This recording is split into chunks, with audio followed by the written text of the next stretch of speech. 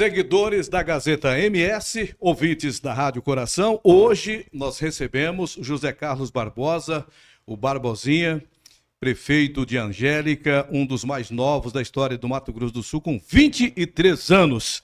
Deputado estadual por 2 mandatos, também foi presidente da AESB, diretor-presidente da Sanesul, secretário de Estado de Justiça e Segurança Pública e é professor concursado da Universidade Federal de Mato Grosso do Sul, advogado e atualmente vice-governador. Aliás, Brasil, nós temos o melhor vice-governador do país, que é o Barbosinha. Isso muito nos lisonjeia.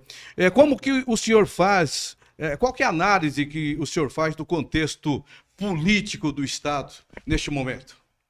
Meu querido Silva Júnior, todos os amigos e amigas que nos acompanham, é uma trajetória de vida, né? Eu penso que Mato Grosso do Sul caminha muito bem. Tem um grande governador que é o Eduardo Riedel, as perspectivas são positivas, né?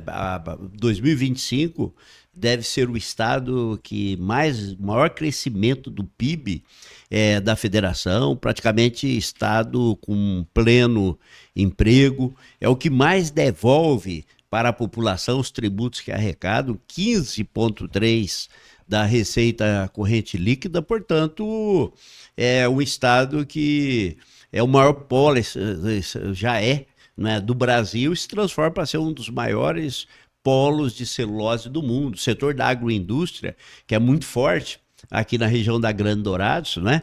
Então, tudo isso faz com que o Mato Grosso do Sul seja, nesse momento, a bola da vez do investimento nacional. E eu fico muito feliz de poder, como vice-governador, estar ao lado do Eduardo Riedel, emprestando a minha experiência e ajudando o Riedel, né, a comandar o Estado e ajudar o Riedel a ser o melhor governador da história do Estado. Agora, Barbosinha, há um detalhe importante a ser considerado, sem dúvida nenhuma, que é a leitura em termos administrativos aqui do Estado, porque aqui não tem o governador e o vice-governador. É um trabalho uno, onde o vice realmente tem voz e vez.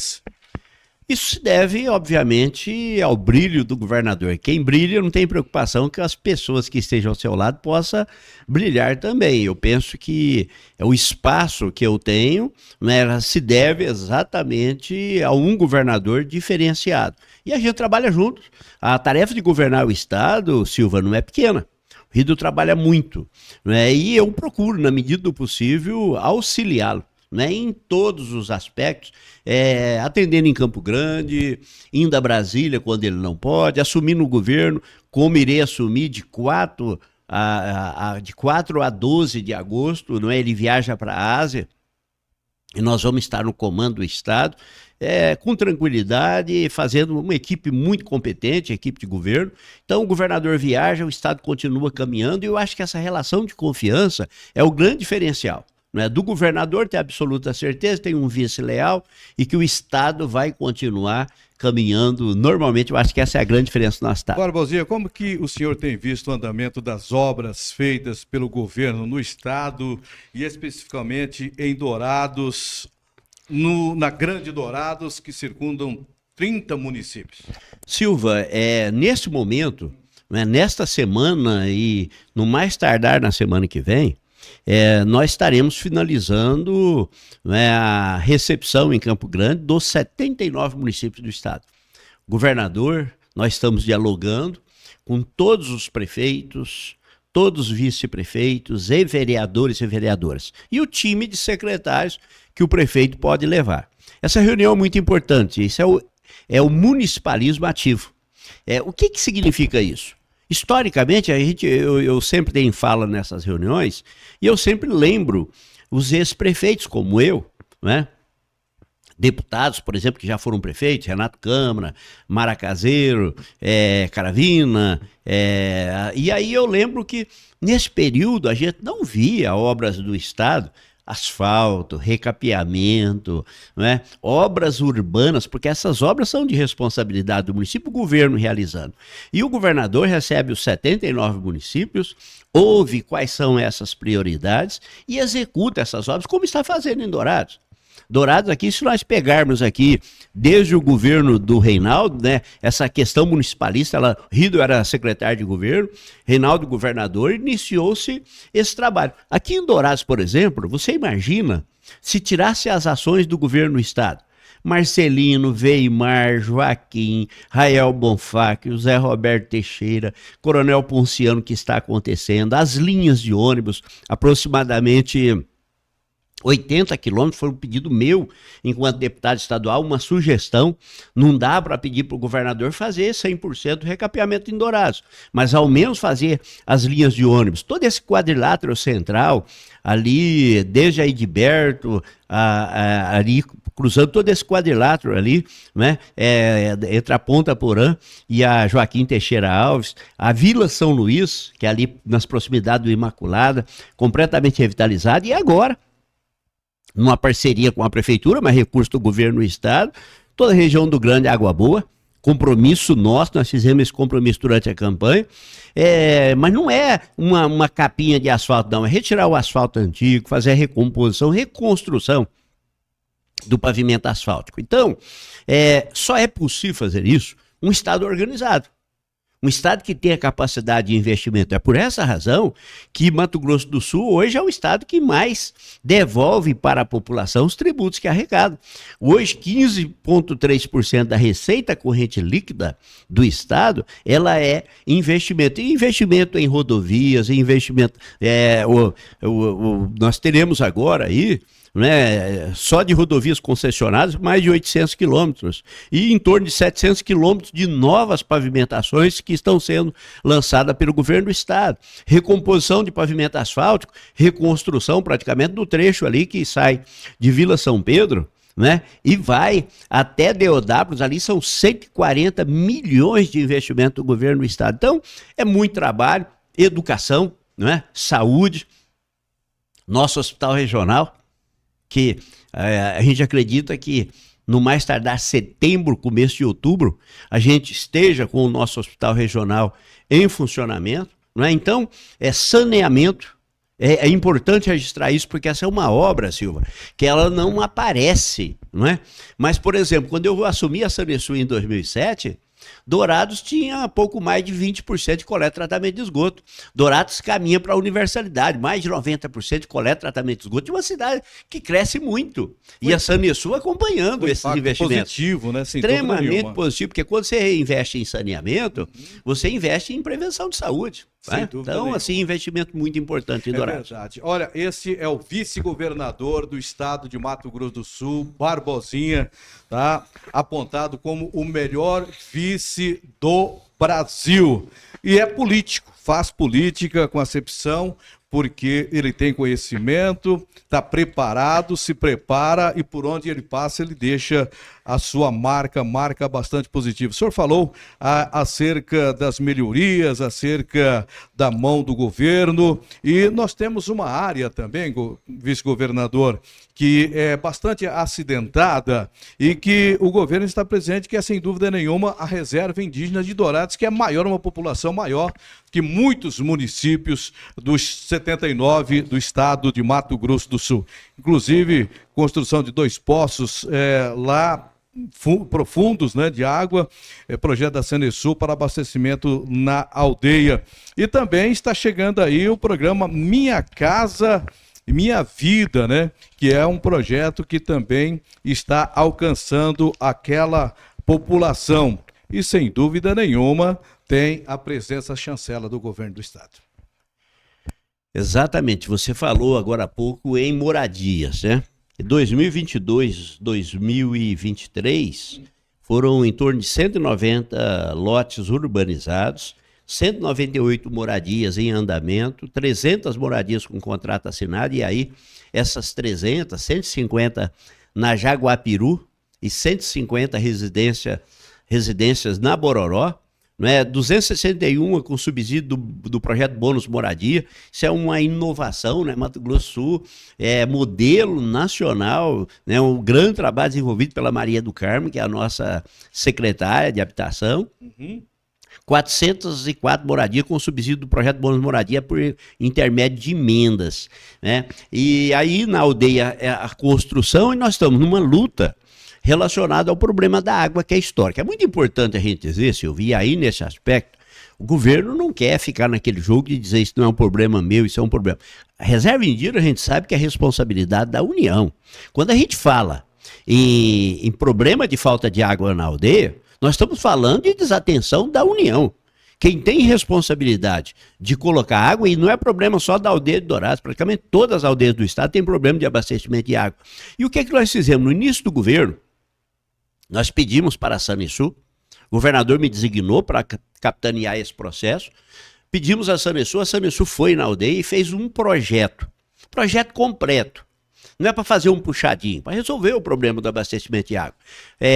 Produção, perfuração de poços, reservação e distribuição. Lá precisa de um sistema novo. E eu não estou falando de uma cidade, eu estou falando de uma área de 3.500 hectares, com aproximadamente 20 mil indígenas morando. É uma vergonha, efetivamente, você ter uma aldeia urbana, não é? Sem água. Fizemos um projeto.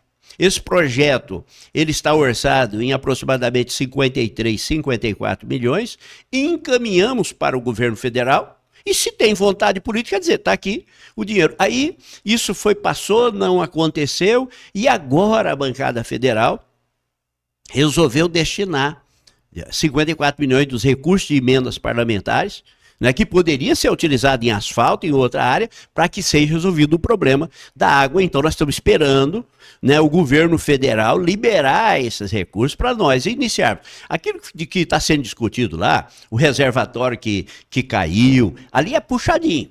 Aquilo não vai, aquilo ajuda, minora o problema, mas não resolve o problema do abastecimento de água. A gente tem dito isso desde o início. Ali é perfuração de superpoços, nova rede de distribuição, precisa de um sistema novo. E nós estamos aguardando. Enquanto isso, a gente não pode deixar. Eu vi crítica, por exemplo, que foi entregue um caminhão-pipa. Ora, quando eu estive na aldeia, eu iniciei a minha fala dizendo o seguinte: quando nós estamos entregando um caminhão-pipa na aldeia, é o reconhecimento que falta água. Porque se não faltasse, eu não precisaria de caminhão-pipa. Além do caminhão da Sanesul, né, que realiza viagens diárias, esses caminhões que foram entregues, 2 caminhões, eles obviamente eles estão ali para poder aplacar, diminuir, né, o problema daquelas pessoas que não têm água. Aí eu ouvi crítica. Então, imagina o seguinte, esse recurso, 53 milhões, não sei quanto que ele vai sair. Depois que ele for liberado, nós teremos a licitação. Essa licitação não vai demorar menos de 4, 5 meses. Certo. E depois de licitado, o prazo da obra. Enquanto isso, vamos deixar os indígenas sem água? Então, evidente que são paliativos, e a gente precisa de os pocinhos que estão sendo perfurados, o reservatório que foi colocado, tudo isso é paliativo para diminuir as consequências da falta de água. Quando vai ser resolvido definitivamente? Com a liberação de 53 milhões, e aí é esforço da bancada federal e vontade política do governo federal em efetivamente resolver o problema. Muito bem. Além do Minha Casa Minha Vida lá, vice-governador, tem também o Minha Vida Rural, que também faz parte desse bojo, né? Na verdade, o que se busca é criar alternativa. Eu tenho conversado muito com a Embrapa, com o Harley, tenho conversado com a equipe de governo. A gente precisa de buscar, dentro da comunidade indígena, atividade produtiva, né? Hortas. Eu sugeri, inclusive, para a Embrapa, estudos sobre o bicho da seda. Porque não é uma atividade, você planta a amora, e aí foi descartado, por quê? Porque nós estamos rodeados de lavoura, o bicho da seda é muito sensível, então qualquer pulverização que você passa, você mata, então é uma atividade descartada. Estive agora ali no evento da Universidade Estadual, ali no Pantanal, né? Isso, Pantanal, né? E ali eu vi, por exemplo, a questão de tanques para a criação de peixes. Achei muito interessante. Um investimento barato, não é investimento caro, pode ser feito, você comprando a manta, dá para ser feito inclusive pelos próprios indígenas, e é um produto que ele tem saída, você vai fazer a criação de peixes. Então, eu penso assim, a gente precisa de criar dentro da comunidade indígena alternativa de renda. Eu penso que a gente precisa de avaliar ali, eu tenho sugerido, né? Nós temos o projeto de construção de uma escola na Bororó. Esse projeto está em Brasília também, né, lá no Ministério da Educação. Eu tenho conversado, e isso precisa ser validado pela comunidade indígena, mas o governador Rido vê com bons olhos a pavimentação asfáltica, por exemplo, saindo ali do Hospital da Missão Caiuás, cortando toda a aldeia Jaguapiru, cruzando a Bororó e saindo no anel rodoviário. Eu penso que nós temos que começar a pensar, não é, naquilo que a comunidade indígena quer. Eles querem asfalto, não é? Eles querem creche. Então, essas demandas, elas precisam de ser discutidas, porque se fala demais em indígena e pouca solução. Então a gente precisa de validar com eles e discutir junto com o governo do estado, junto com o prefeito Marçal, não é? Essas melhorias que eu considero muito importantes. Agora, tudo isso que a gente pensa, às vezes que é bom para a comunidade indígena, é eles que precisam de referendar. Dizer, não, isso é importante e nós queremos. Ou não. A comunidade indígena não quer asfalto. Né? Então, isso precisa de ser discutido, avaliado, e uma vez aprovado, a gente encaminhar para poder realizar melhorias dentro da aldeia. Barbosinha, o senhor fez parte do governo do Reinaldo Azambuja e o senhor é vice-governador do Riedel. Qual que é o paralelo que dá para se fazer das duas gestões? Olha, eu penso que é muito parecido. Até porque o Riedel exerceu uma forte influência sobre o Reinaldo, e o Reinaldo uma forte influência sobre o Riedel, né? Penso que talvez o diferencial, que o Reinaldo, uma vivência política, uma experiência política maior, enquanto o Riedel é o olhar mais técnico, mas também aprendeu a parte política, né? Então, acho que se a gente for analisar, os dois têm visão municipalista, né? Olhar social do Riedel é muito aguçado. Essa né? pergunta eu fiz por quê? Porque nenhum DNH é igual, e a questão de gestão é de gestão. Eu penso que o Reinaldo... Por exemplo, essa administração do Riedel com o senhor de vice, uma administração tão cristalina, tão importante, tão equilibrada, que nós temos governador e temos vice, temos governador de fato. Eu acho que o ponto fundamental, se eu pudesse diferenciar o Reinaldo e do Riedel, é que o Riedel é mais técnico, menos político, tá? Reinaldo, eu poderia dizer... Porém, ambos austeros. Ambos austeros. Se você pegar, por exemplo, eu tenho, nas reuniões com os prefeitos, eu tenho lembrado muito isso, porque quando a gente recebe prefeitos e vereadores, e você discute o municipalismo ativo, né? E aí você tem municípios pequenos recebendo aí 50, 60 milhões de investimentos, o governador pactuando essas obras, e quando pactua é porque vai fazer, né? Isso a gente precisa de voltar no tempo. 2015, quando iniciou o primeiro governo Reinaldo, 16, 17, quando eu fui secretário de Segurança Pública, o que nós discutimos no Mato Grosso do Sul é se teria dinheiro para pagar o salário do mês seguinte. Ali, né, e aí o papel importante da Assembleia Legislativa foi quando o Reinaldo e o Riedel, o secretário, tiveram a coragem de mandar um pacote de reformas administrativa, reforma previdenciária, medidas duras, medidas impopulares, né? Eu fui líder do governo na Assembleia Legislativa, naquele momento o clima muito ruim, muita gente dizia que o Reinaldo não seria reeleito, né? Essas reformas foram fundamentais, reformas estruturantes que mudaram o perfil do Mato Grosso do Sul. E se hoje nós temos o estado que mais cresce, o estado que mais devolve para a população os tributos que arrecada, ele se deve exatamente a essas reformas que ocorreram lá atrás. Não é?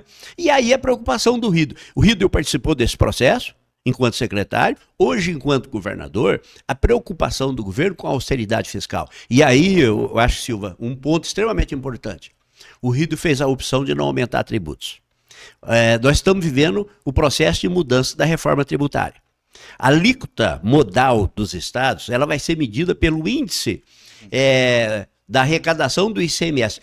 praticamente todos os estados da federação aumentaram a alíquota modal do ICMS. E o Rieder fez a opção de não aumentar tributos. Então, é isso que eu acho que é muito importante, esse olhar técnico. Então, se você, voltando à pergunta inicial, eu acho que os dois são bastante parecidos, né? Reinaldo, um ser político na verdadeira acepção da palavra. O Rieder, um técnico que faz política pela realização, pela concretização de um trabalho. Agora, ambos com as suas qualidades, né? E todos assim com um olhar muito forte de desenvolvimento pelo Mato Grosso. E tomara que isso alcance a nossa Dourados, que agora tem também o governo alinhado, né, Marçal Filho, com o governo do estado. Governo... que politicamente a gente possa dar aquele boom que o senhor sempre defende. O governo vai continuar ajudando Dourados, como sempre ajudou. Parcerias com o município é muito importante. Agora, Silvio, é muito importante que a administração municipal também faça a sua parte. Sim. Fazer a reforma. Mato Grosso é o exemplo disso. Exatamente. Mato Grosso do Sul investe 15,3% da sua receita corrente líquida. Isso é fruto de reforma. Olha, por exemplo, a Prefeitura de Dourados, o que ela investe da sua receita corrente líquida? Não chega a 5%. Então, isso revela a necessidade de mudanças. Porque, senão, o município ele fica exclusivamente dependente dos investimentos do governo do estado. E engessado para baixo. E engessado. Então, é fundamental que Dourados recupere a sua capacidade de investimento. Se você pensar, se Dourados tivesse o potencial de investimentos que o estado tem, nós teríamos aí aproximadamente 150 milhões de investimentos. Aí você começa a ver viadutos, asfalto, investimento. Então, eu acho assim, às vezes, num determinado momento, o remédio precisa ser amargo para curar o paciente, resolver, salvar o paciente. Mas aí a gente tem uma expectativa muito grande, de que o Marçal ele conduza o município nesse processo de recuperação e consiga colocar Dourados na rota efetiva do desenvolvimento. Dourados é um dos municípios que mais cresce no estado. A iniciativa privada de Dourados voa. A gente precisa fazer que a administração pública também siga essa direção. Nós estamos com Barbosinha, vice-governador do estado de Mato Grosso do Sul. Você que está acompanhando a Gazeta MS no YouTube, entre aí, se inscreva no canal, acione o sininho, fique à vontade e acompanhe atentamente essa explanação que o professor está dando aqui, porque além de vice-governador, ele é professor universitário e tem uma visão altamente ampla, aberta, é um empresário visionário e um político. Muita gente fala, mas político, não quero saber de política, muito pelo contrário. Você vendo o Barbosinha falar e seguindo e vendo, a história dele, realmente é exemplo a ser seguido. Barbosinha, diz uma coisa para os nossos seguidores da Gazeta MS, ouvintes da Rádio Coração, o senhor é do PSD. Está tendo uma mudança política. Eu gostaria que o senhor fizesse uma avaliação do seu partido em prefeituras e municípios, muitos do Brasil e também aqui no estado, né? Silvio, primeiro, todos nós somos políticos. Sim. As pessoas, às vezes, fazem a demonização da política. Mas todo mundo faz política, o empresário, todos são políticos, poucos os que cumprem. O senhor está nesse contexto. Então eu acho assim, a gente precisa de ter um olhar melhor para a política, até para poder estimular novos políticos. Lógico. A juventude que nos acompanha, que nos ouve, precisa de também pensar, um jovem, além de ser um professor, um engenheiro, um advogado, seja lá o que ele quiser, também a vocação política. Com 8 anos, o senhor fez um baita de um discurso lá em Angélica. Então assim, é uma história de vida voltada, para a boa política. O Papa Francisco tem uma frase muito interessante. Ele disse que a boa política, a política quando praticada na sua verdadeira acepção, ela é a forma mais profunda da prática da caridade. Sim. A boa política, ela promove saúde, ela promove educação. Partidariamente, eu estou filiado ao PSD, nós estamos vivendo um momento de mudanças, Reinaldo dialoga com partidos, com o PL de uma forma muito especial. Rieder, pode deixar o PSDB, praticamente hoje é o único governador do PSDB no país, uma vez que a governadora Raquel do Pernambuco e o governador Eduardo Leite se filiaram ao PSD. Então nós estamos vivendo um momento de mudanças. E penso que a mudança do Rieder e do Reinaldo né, se mudarem, eu penso que ela vai fazer o indicativo de outras mudanças que poderão suceder. E o caminho, vice, PSD e PL? Olha, ambos, eles estão sendo... PP também, PP, sim, republicanos PP também, sim. Não é, que é o partido da senadora Tereza Cristina, também tem um diálogo muito forte, né? Então, pode ser também o destino também, né? Até quando eles podem ter essa decisão? Não tem um prazo. Certo, eu acredito que até aí mês até março isso pode acontecer. Mas eu acredito que esse ano aí nós teremos essas definições. Que para o senhor seria bom eles virem para o PSD. Olha, não podemos botar os ovos tudo na mesma cesta. Na política precisa fazer o processo de distribuição. Lógico que o governador é muito bem-vindo, o Reinaldo também é muito bem-vindo, mas eu penso que o Reinaldo ele tem um forte indicativo, né, para o PL, né, o que tudo indica. Obviamente que em política nada é certeza. O Riedel tem a perspectiva de vir para o PSD, mas também o PP pode ser uma das suas alternativas, junto com a senadora Tereza Cristina. Agora, eu acredito que, independente do partido, né, que eventualmente eles forem, ou onde estaremos, né, eu estou filiado ao PSD, a gente vai buscar uma convergência de centro-direita, né, unindo esforços no sentido de pensar que nós teremos nas eleições do ano que vem, não é, escolha de governadores, presidentes, deputados federais, deputados estaduais e 2 vagas para o Senado da República, né? Eu vejo assim Dourados muito distante dessa discussão. Penso que era o momento de Dourados estar discutindo fortemente a eleição de um senador da República por essa região da Grande Dourados. Agora, a gente aqui faz política muito individualizada, não faz política em bloco, diferentemente de Campo Grande, que já discute uma política mais em formação de bloco. E é por essa razão, talvez seja porque Dourados nunca elegeu um senador da República. Se a gente não mudar o nosso perfil político, né, e puxar um pouco a brasa para a nossa sardinha, né, os projetos sendo muito individuais e não coletivos, porque eleição majoritária, né, vamos imaginar um dia Dourados sonhar em ter um governador. Maracaju tem o seu segundo governador, né? Verdade. Que é o Reinaldo e agora o Riedel, saindo de Maracaju. Por que não a gente pensar nisso? Agora, nós só iremos concretizar isso a partir do momento que a gente começar a fazer política em bloco, política unida, né? Junto com prefeitos, junto com os vereadores, junto com a bancada de deputado estadual e deputado federal. Enquanto cada um faz projeto solitário, não se constrói projeto coletivo. De forma nenhuma. O PSD no estado, o seu partido, prefeituras e os vereadores, como é que... Acabamos de eleger mais um prefeito, né? Ontem, domingo, né? Foi ontem domingo? Não, ontem foi segunda, né? Domingo, antes de ontem, domingo, né, elegemos o prefeito de Bandeirantes na eleição a destempo. Mais um prefeito do meu partido esteve lá na campanha, ajudando, né? E a gente espera que ele possa fazer uma grande administração e pacificar, organizar, porque é muito ruim essa situação de prefeito interino, né? A gente tem um prefeito agora que caminha. Então, nós temos aqui Douradina, né? A nossa prefeita Nair. Então, vereadores, vice-prefeitos, né? E a gente está trabalhando, nós temos o Glória Dourados Buguelo, também do PSD. Então, um time aí de prefeitos e vereadores aí, trabalhando aí junto com os outros partidos pelo desenvolvimento do Estado. 2026, vice, vamos lá para 2026. O que está sendo projetado? O senhor já passou, adiantou algo aí, mas efetivamente uma das cobranças que o senhor faz é da união em torno, né, de fortalecimento efetivo de Dourados, mas para 2026, como é que essas conversas estão caminhando? Silvio, do ponto de vista individual, eu até agora continuo vice. Não é? Se vai continuar vice, é um outro detalhe. É outro detalhe.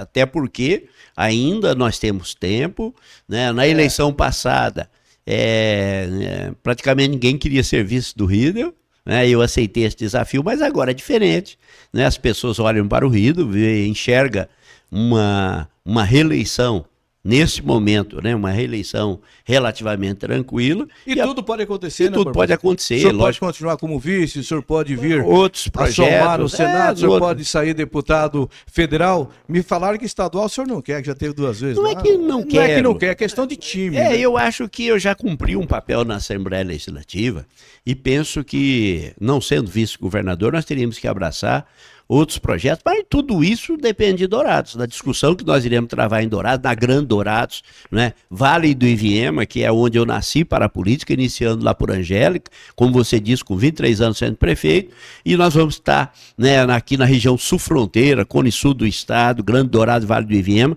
penso que discutindo um projeto político forte, né, para a nossa região e para o nosso Mato Grosso do Sul. Quero agradecer a sua participação, a sua presença, e a gente encerra. O senhor falou sobre reformas em escolas, e aqui em Dourados são 3, não é? Além das que já foram entregues anteriormente, né?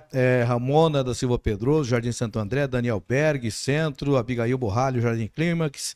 Também há outras unidades em reforma na região, como, por exemplo, lá no distrito de Montese. Como o senhor disse, na questão de educação, a infraestrutura, o Estado está respondendo às expectativas. Exatamente, no fim de semana nós estaremos lá em Montese visitando a escola.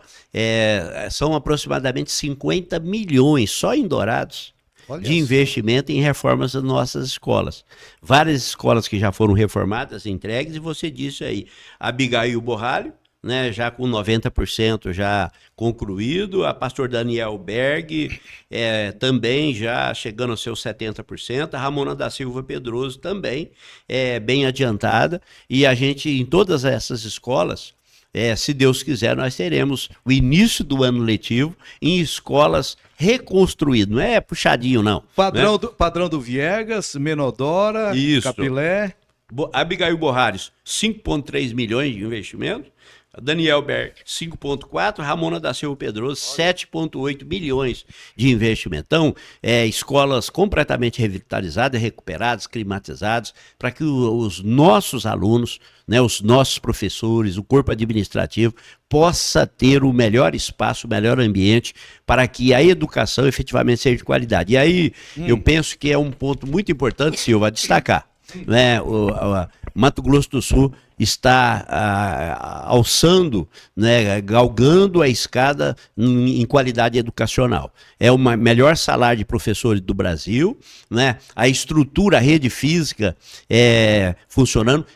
Hoje, nos 79 municípios do estado, nós temos ao menos uma escola funcionando em período integral, né? 2/3 das nossas escolas nessa condição, e as escolas quase que todas reformadas, recuperadas. Então, desta forma, Mato Grosso do Sul caminha naquilo que eu penso que seja o maior projeto social que um estado pode desenvolver, que é por intermédio da educação. A educação emancipa. Então, investir na educação é investir no presente, olhando para o futuro. E lembrando também aos nossos seguidores da Gazeta MS, ouvintes da Rádio Coração, que essa política está acontecendo não só em Dourados, 79 municípios. 79 municípios.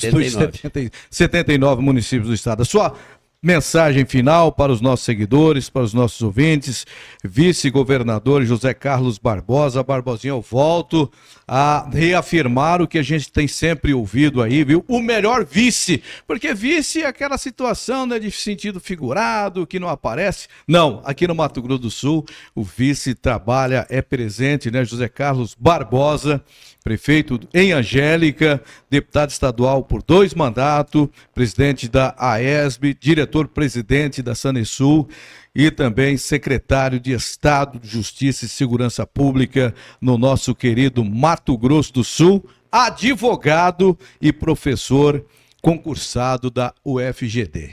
Silva Júnior, agradecer pela deferência, obrigado, pela amizade, pelo privilégio da entrevista. Daqui a pouquinho nós iremos a PED ao presídio de Dourados para fazer a entrega de uma viatura semi-blindada, armamentos, coletes de proteção e uma sala muito importante para os advogados. Uma sala da UAB, né, foi construída pelo próprio sistema penitenciário, iniciada lá na administração do Rangel e finalizada na atual administração, né? É muito importante o espaço dos advogados e eu fico muito feliz de poder hoje, como vice-governador, estar ajudando o Eduardo Riedel a realizar um grande trabalho pelo nosso estado. Então, muito obrigado à população do nosso estado pela confiança e vamos continuar seguindo juntos, trabalhando pela educação, pela saúde, pela infraestrutura, pela geração de empregos, pela educação,